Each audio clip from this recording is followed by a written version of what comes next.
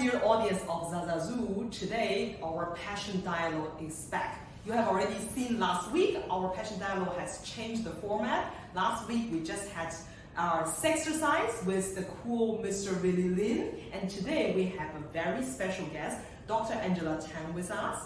Before introducing her, anyone who does not know what is ZaZaZu, we are a discrete e-commerce ecosystem to guide women to explore, experiment, and enhance our sexual and intimacy journey through education, consultation, and curation of products based on your individual needs. So today we have Dr. Angela Tan with us, who is actually a GP, so someone who really has idea about your health, unlike Jingjin or Cass in that case. So today we have a little bit of a topic that we would like to interview Dr. Angela Tan, is that there is a virtual festival about sexy is okay.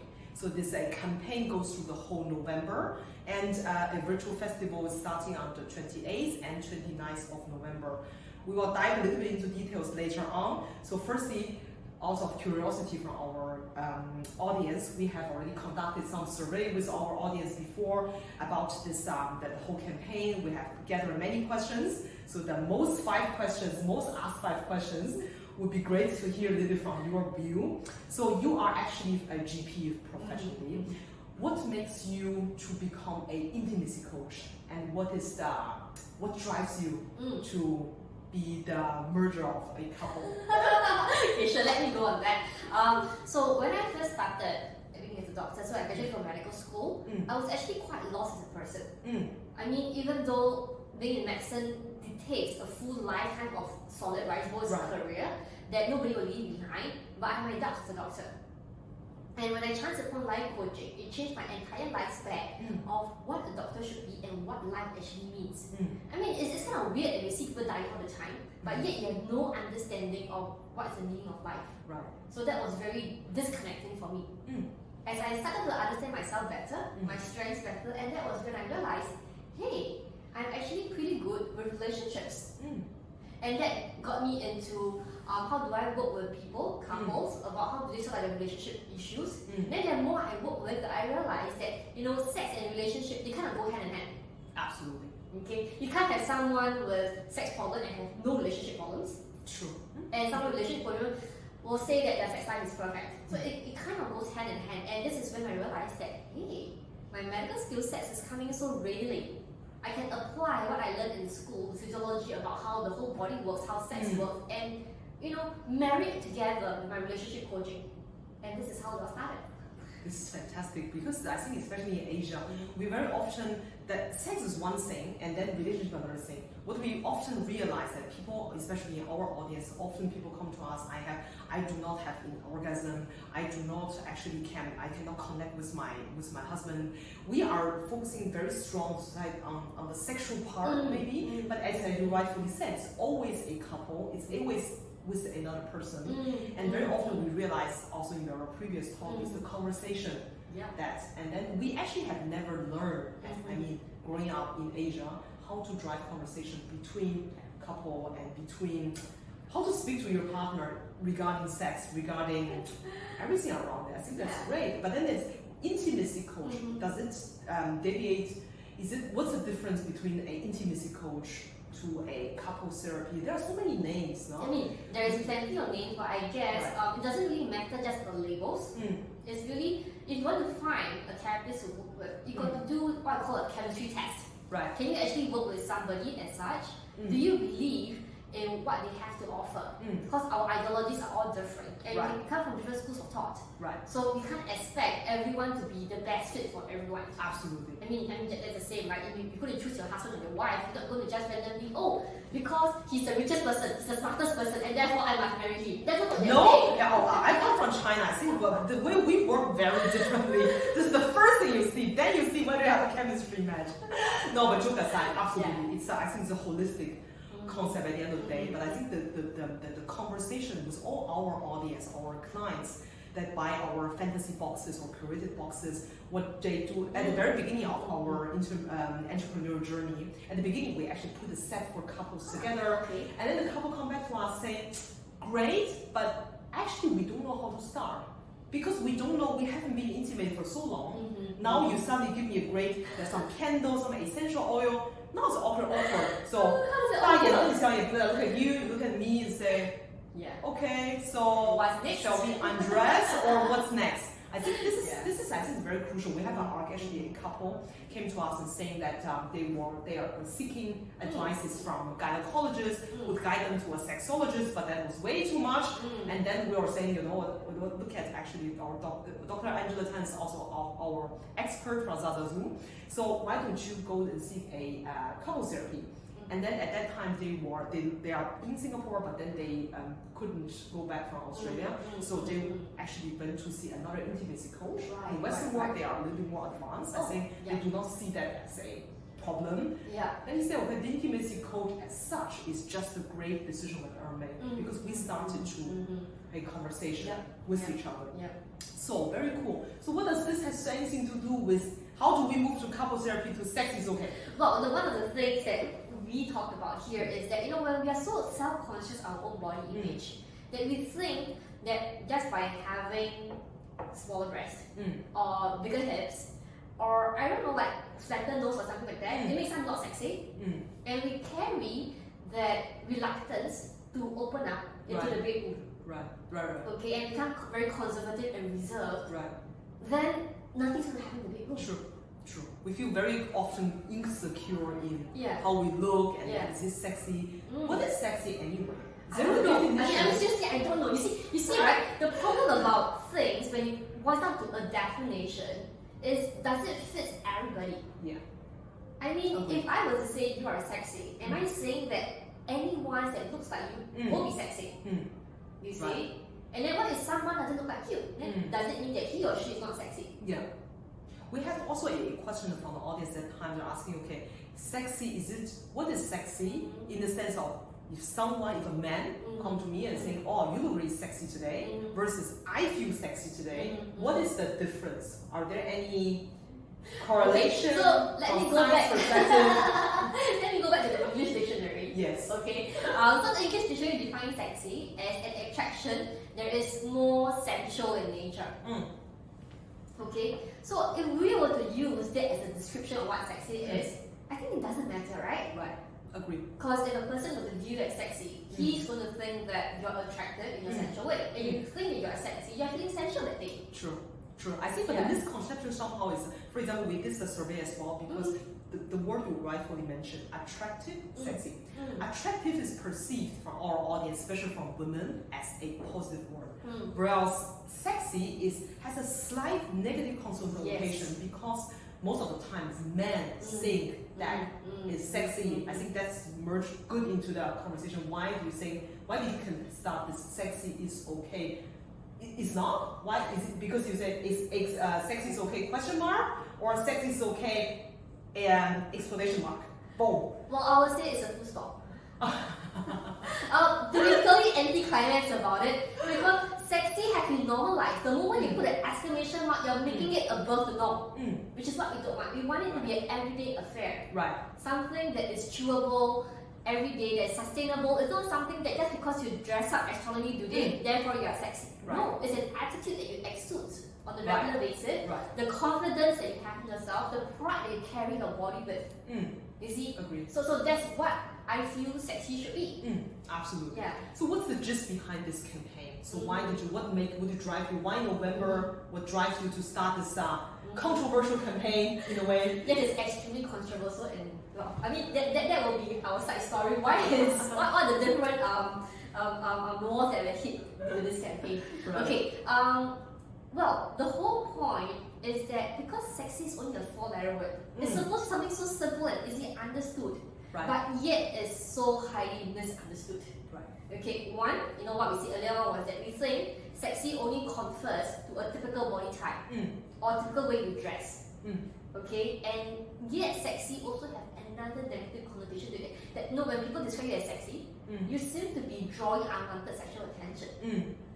Good point, Okay, and that unwanted sexual attention kinds of invite sexual harassment. Okay, and November, 25th of November to be exact, happens to be International Day of Elimination of Violence Against Women. Oh, there's a date like that. That's amazing. But it's like really, I think it's the first time I've heard. I mean, in our briefing we talked about that, but it was really the first time I only know from you, and we are actually in this space. It's really interesting. Yeah, it is. Go ahead. Yeah. So the thing is, violence is such a big topic. So I was thinking, is there something that's worth going more in depth to? And that was when I looked at sexual violence. But sexual violence, you look at rape, molest, it's really the tip of the iceberg. Right. Okay, so in order to be something to be more widespread, what is something on the ground level that you're all struggling with when it comes to violence? So do you think that unwanted sexual harassment is violence? Right. Do you think catcalling is violence?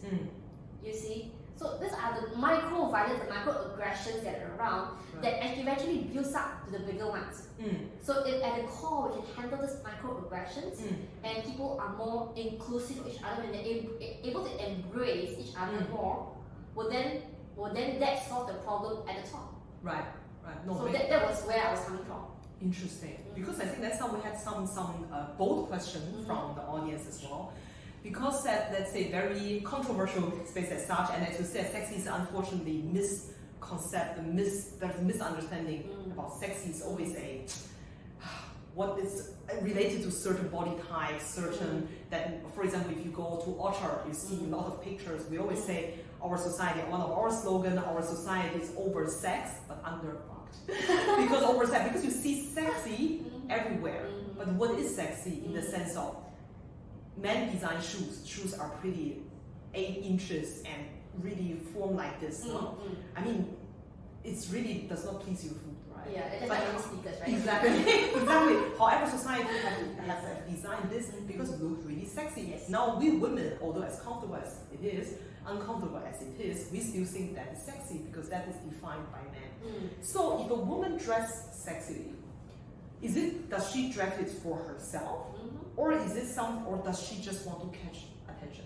We had this conversation in our previous set when we were discussing with some of our audience. They're saying very often you see husband and wife having this conversation.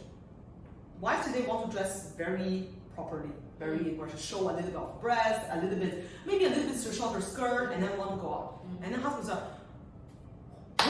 where are you going tonight?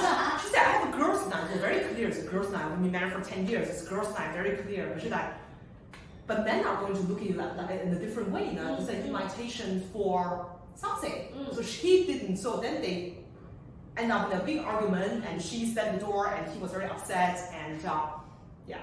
So why do women want to feel sexy? Is dressing up sexy something for men, or is it dressing up something sexy for herself? Well, from what you're phrasing, it seems to be for herself.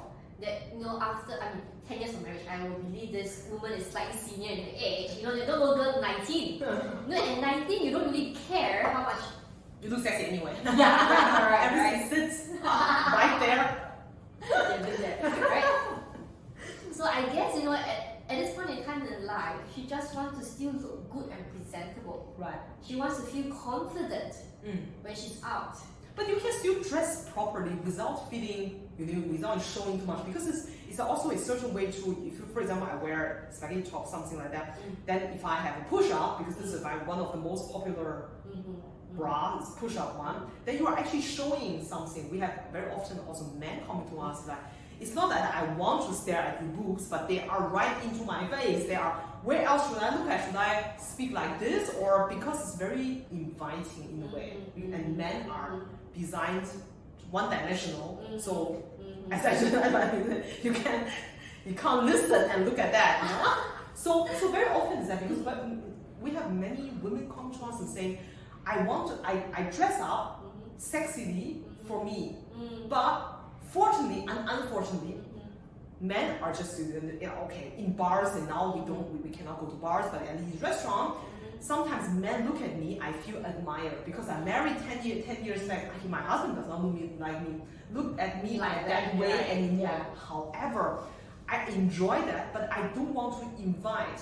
Is there a good way, balance, how to make that more normal, how can we dress, let's say, the way we feel, and not sending the signal of invitation, versus there are also other women, they are hunting. Yeah. See, I dress this way, so you better speak to me.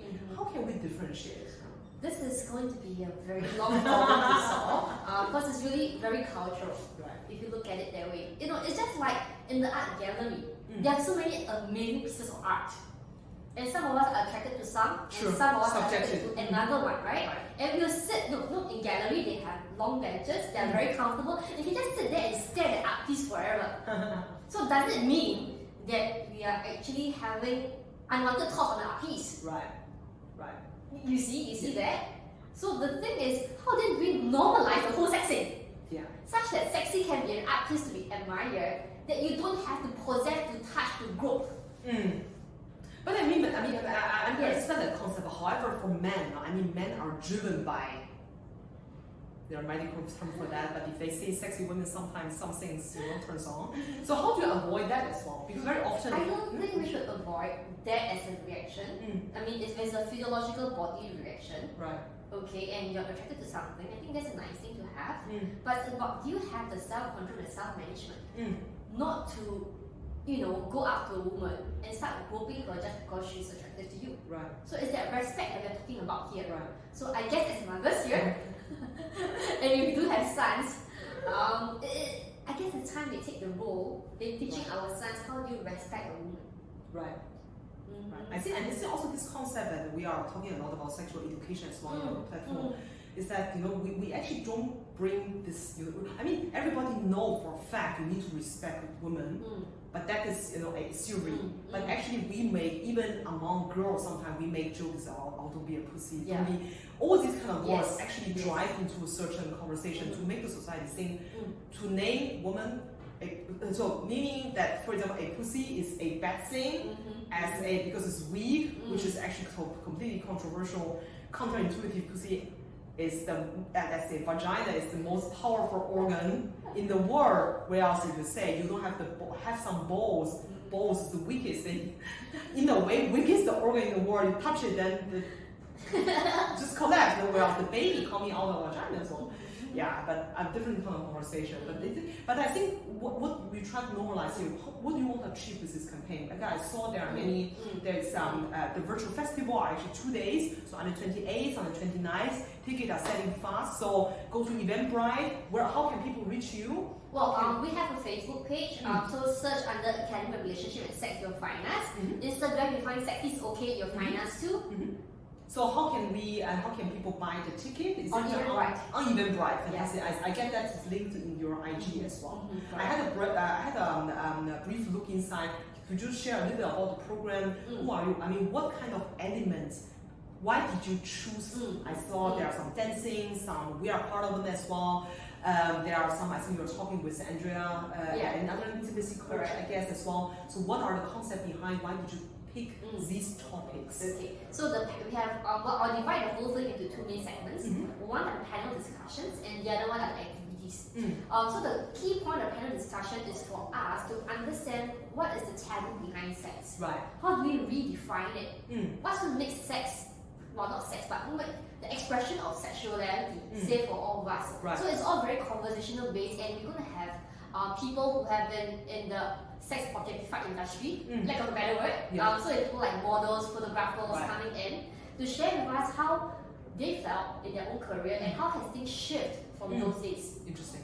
Okay, we're going to have mental health specialists, psychiatrists, counselors coming on board as well to share with us, what kind of message are we actually inculcating ourselves when it comes to word sexing. So from the mental point of view, the science point, and then the softer side, the people who experience being sex objects, being objectified. So we have a more rounded point of view to redefine what sexy can be in today's world. Okay, so that's the conversations. And then when it comes to the activities, I chose this activity because these are the ones that's going to enable you to pick up a skill or two about what can sexy look like. So I got someone to come in to teach makeup. She is the winner of Miss Top of the World. Okay, and then I've got the team ZaZaZu to share about sex toys, because that's another way of people look at sexy. To detect your sexuality, to find out your different sensations and why sex toy good for. Why should sex toy make you feel good, for example? Yeah. or rather, I would like to make it simpler in a way that sometimes, having sex, which is meant to be enjoyable, you don't have to work too hard. Sex times kind of did their pre-work for you, right? And you can dive into the intense of things. I cannot say that. Okay, and then I have Raspberry, which is a pole dancing school in Singapore, coming to teach us a little bit of how do you move your body sensually through beat dancing, right? So that people can find another avenue to look at what sexy can be.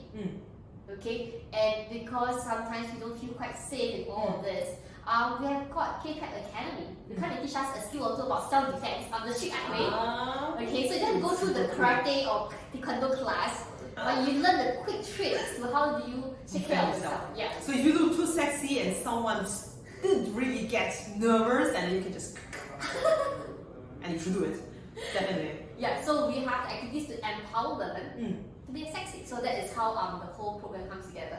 Cool. So how do you maybe last question around that? Now we talk about a lot of women. Who are the audience? Would you want to, for example, after I attended these 2 events, what are the takeaways you wish the audience could take? They feel more secure, they feel more open to dress up like the way they want to dress up. What are the key takeaways you want the people to take? Okay, I think the main key takeaway that I want people to take away is that really being sexy is okay, just about anything else. That there's no right or wrong about being sexy, and it's about how you embrace this body of ours and be proud of it. Like, we only have one body. When we die, we die. There's no more second body to go to. True. Agree. We have this one life, how to make the best out of it. I know. This one body, how do we take care of it? Because the moment you feel that your body is not good enough, doesn't do its job, you start neglecting it. Right. Okay, you start giving it bad labels. Right. And this is very unhealthy, both emotionally as well as physically, and therefore sexually. Right. Okay, so it's really getting people to, hey, embrace yourself. You are great no matter who you are. You are just you. Regardless of the body shape, right? Because I think one of the biggest misconceptions as well is sexy, as we said at the beginning, is certain type. We have also someone asking, since we have a little bit of time, is asking that what is the, I am actually a 44, so I never felt, I always felt sexy, but society, I know people look at me if I go around with my girlfriend who is like 60, 90, they are looking at me as in a degrading way. So how can we bring this, how can someone, I think pole dancing is a great idea, how can we help women that are not the, let's say, the standardized sexy that society has defined in a way, how can this campaign bring them to feel sexy about themselves? Well, this campaign is really an opening. It's not the end to the means, because it's a long journey. Right. I mean, if you have been upset with your body for a good 20 to 30 years, you can't change it overnight. But what we hope to help you do with this campaign is to show you where you can get it started. Is it internally your concept of yourself that needs to be changed, or is it the way that you express yourself externally that needs to be tweaked? Or maybe it's just both. Right.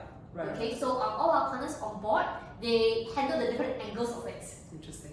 Okay, so we hope to bring in as many angles as we can so that you have a sense of where you're going to start this journey. Because suddenly ask you, how do you be sexy? Yeah. It's like, I know. It's like how to be intimate again. It's the same question. How? Correct. Is it makeup? Is it just dress? Is it lose some weight? Is it gain some weight? Is it change the breast, change of this, and then it's just too big a topic. So this is really just an opening for you guys to have a sense of, oh, I think this is something that I can start from here. So, and that's that. Fantastic. So due to diversity matters as well, how do we bring men in?